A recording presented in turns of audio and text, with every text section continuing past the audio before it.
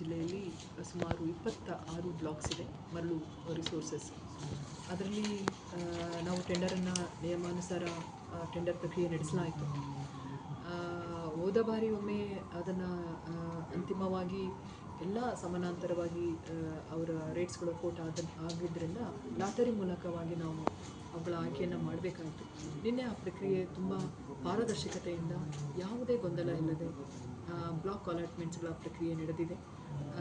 ಹಾಗಾಗಿ ಈ ಬಾರಿಯೂ ಸಹ ಒಂದು ತುಂಬ ಕಟ್ಟುನಿಟ್ಟಾಗಿ ಯಾವುದೇ ಸೋರಿಕೆ ಉಂಟಾಗದ ರೀತಿಯಲ್ಲಿ ಮತ್ತು ಒಂದು ವ್ಯವಸ್ಥಿತವಾಗಿ ಈ ಪ್ರಕ್ರಿಯೆಯನ್ನು ನಾವು ನಡೆಸಿದ್ದೇವೆ ಮತ್ತು ಅದರ ಬಗ್ಗೆ ಮುಂಜಾಗ್ರತಾ ಕ್ರಮವನ್ನು ವಹಿಸಿದ್ದೇವೆ.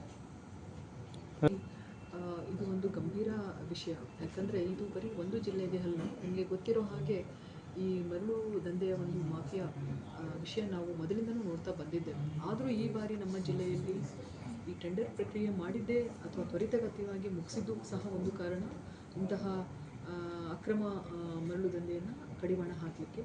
ಮತ್ತು ಅನೇಕ ನಾವು ಕ್ರಮಗಳನ್ನು ಈ ಸರಿ ಮೆಷರ್ಸನ್ನು ನಾವು ಅಳವಡಿಸ್ಕೊಳ್ಬೇಕು ಅಂತ ಇದ್ದೇವೆ. ಯಾಕಂದರೆ ಯಾವ ರೀತಿ ನಾವು ಕಂಡೀಷನ್ಸ್ ಷರತ್ತುಬದ್ಧ ಆದೇಶವನ್ನು ನೀಡಲಿಕ್ಕೆ ಇನ್ನೂ ಆದೇಶ ನೀಡ್ತಾ ಇದ್ದಾವೆ. ಹೆಚ್ಚಿನ ಚೆಕ್ ಪೋಸ್ಟ್ಗಳು ಮತ್ತು ತಂಡಗಳು ಮತ್ತು ಅವುಗಳ ನಿಯಂತ್ರಣ ಮತ್ತು ಯಾವ ರೀತಿ ನಿಯಮಾನುಸಾರ ಅವುಗಳನ್ನು ಎಷ್ಟು ಎಕ್ಸ್ಟ್ರಾಕ್ಟ್ ಮಾಡ್ತಾರೆ ಮತ್ತು ಸಾಗಾಣಿಕೆ ಮಾಡ್ತಾರೆ, ಈ ಎಲ್ಲ ವಿಷಯವಾಗಿ ಕಟ್ಟುನಿಟ್ಟಾದ ಕ್ರಮವನ್ನು ವಹಿಸಲಿಕ್ಕೆ ಈ ಸರಿ ನಾವು ಯೋಜನೆ ಮಾಡಿದ್ದೇವೆ. ಅಂತಹ ಸೋರಿಕೆ ಈ ಬಾರಿ ಆಗೋದಿಲ್ಲ ಅಂತೇಳಿ ನಾನು ಆಶಿಸ್ತೇನೆ. ಇಲ್ಲ, ಈ ಥರ ಎಷ್ಟೋ ಅಕ್ರಮ ಮರಳು ಸಾಗಾಣಿಕೆ ಮಾಡ್ತಾ ಇರೋ ಪ್ರದೇಶಗಳಲ್ಲಿ ನಮ್ಮ ತಹಸೀಲ್ದಾರ್ ಅವರು, AC ಅವರು ಅನೇಕ ಟ್ರಕ್ಗಳನ್ನು ಹಿಡಿದಿದ್ದಾರೆ, ಸೀಸ್ ಮಾಡಿದ್ದಾರೆ, ಕೇಸ್ಗಳನ್ನು ಬುಕ್ ಮಾಡಿದ್ದಾರೆ. ಮತ್ತು ಮೈನಿಂಗ್ ಇಲಾಖೆ, ಗಣಿ ಮತ್ತು ವಿಜ್ಞಾನ ಇಲಾಖೆ ಜೊತೆಗೂಡಿ ಅಲ್ಲಿ ಸಿಬ್ಬಂದಿ ಕೊರತೆ ಇದೆ. ಆದಾಗ್ಯೂ ಪೊಲೀಸ್ ಇಲಾಖೆ, ಕಂದಾಯ ಇಲಾಖೆ ಮತ್ತು ಇತರ IDPR ಗ್ರಾಮ ಪಂಚಾಯತಿ ವತಿಯಿಂದ ಒಟ್ಟುಗೂಡಿದಂತೆ ಒಂದು ತಂಡಗಳನ್ನು ರಚಿಸಿ ಇದನ್ನು ನಿಯಮಿತವಾಗಿ ನಿಯಂತ್ರಣ ಮಾಡಬೇಕಾಗುತ್ತೆ. ಯಾಕಂದರೆ 24/7 ವಾಚಿಂಗ್ ಕಷ್ಟ ಆಗುತ್ತೆ. ಇಲ್ಲಿ ಸಿಬ್ಬಂದಿ ಕೊರತೆ ಇರ್ತದೆ. ಹಾಗಾಗಿ ಟೆಕ್ನಾಲಜಿಯನ್ನು ಯೂಸ್ ಮಾಡಿ ಮತ್ತು ಯಾವ ರೀತಿ ಇಂಟರ್ ಡಿಪಾರ್ಟ್ಮೆಂಟ್ಸ್, ಇತರ ಇಲಾಖೆಗಳ ಸಹಕಾರದೊಂದಿಗೆ ಮತ್ತು ನಾಗರಿಕರ ಸಹಕಾರದೊಂದಿಗೆ ಈ ಸೋರಿಕೆಯನ್ನು ತಡಿಬೇಕಾಗ್ತದೆ. ಇದಕ್ಕೆ ನಾವು ಒಂದು ಯೋಜನೆಯನ್ನು ಸಹ ರೂಪಿಸಿದ್ದೇವೆ.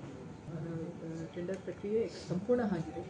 ಈಗ ಟೆಂಡರ್ ಪ್ರಕ್ರಿಯೆಯಲ್ಲಿ ಆಯ್ಕೆಯೂ ಸಹ ಆಗಿದೆ, ಬ್ಲಾಕ್ಗಳ ಆಯ್ಕೆ ಸಹ ಆಗಿದೆ.